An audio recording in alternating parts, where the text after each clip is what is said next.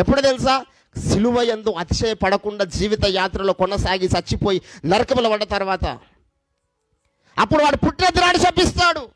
ఈరోజు నిర్లక్ష్యం చేస్తున్న వారు జాగ్రత్త.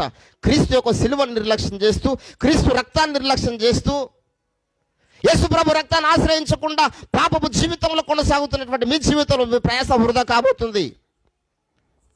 మీ ప్రయాస వ్యర్థము కాకూడదంటే మొదటి స్టెప్ ఇది. ఖచ్చితంగా యేసుక్రీస్తు సిలువ ఎందు తప్ప దాని అందే అతిశయించాలి, దానిలోనే కొనసాగాలి. ఫిలిప్పీలకు రాసినటువంటి పత్రిక దయచేసి మీరు 3వ అధ్యాయంలో సిలువను ఆశ్రయించిన నీవు 18వ వచనం చూడండి. సిలువను ఆశ్రయించిన నీవు సిలువకు మిత్రుడుగా నడుచుకోవాలి. ఏదో రక్షణ పొంది బాప్తిసం పొందగానే అయిపోలే. సిలువను ఆశ్రయించిన నీవు సిలువకు మిత్రుడుగా ఉండాలి, శత్రువైపు